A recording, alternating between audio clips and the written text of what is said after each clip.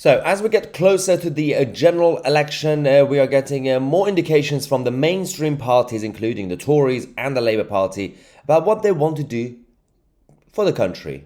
But in reality, what they're going to do to us. So, this is about Keir Starmer and the latest confirmation from the Labour Party that they are going to be going with open border policy. Officially speaking, they're going to be welcoming more migration, more so-called asylum seekers, without any shame, without any realization of what's been going on over the last few years in our country with the border crisis. They got to the press, the Labour HQ, and Keir Starmer's leadership team is saying that the Labour Party will indeed allow thousands of the boat migrants, illegal migrants, to claim asylum in the United Kingdom. So they are essentially welcoming in more people, saying, it's okay, don't worry about the Tories, don't worry about this Rwanda plan and everything else. We will be welcoming all so-called refugees and all economic migrants who, instead of waiting in the queue, instead of going through the legal process, you can simply go to France, get on a boat, get to Dover, Kent in general, and you can just pretend to be an asylum seeker, pretend to be a political refugee, but you can just skip the queue. That's what you can do.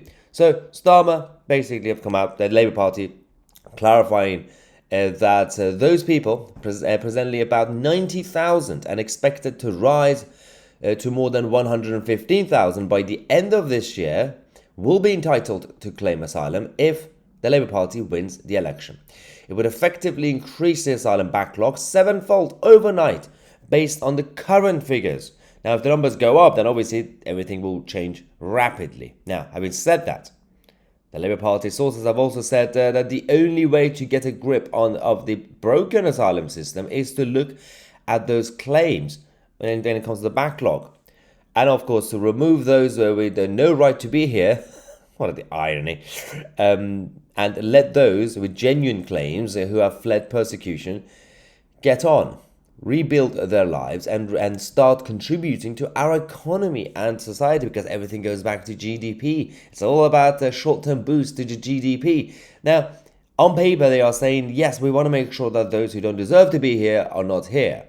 In reality, the Labour Party are quite close and they're backed by all these left-wing activist lawyers and law firms, immigration law firms, who continue to come up with excuses and obviously up-to-date reasons, tell illegal migrants how to lie and how to create fake asylum cases. So you can, for example, come from an Islamic country and you could do a fake conversion to Christianity, and that means that your case is now legitimate. You cannot be deported to your original Islamic homeland. So the Labour Party could tell us, oh, we want to also make sure those who don't deserve to be here are not here. But in reality, they're going to be sorting out the backlog by putting a approved tick next to every single name.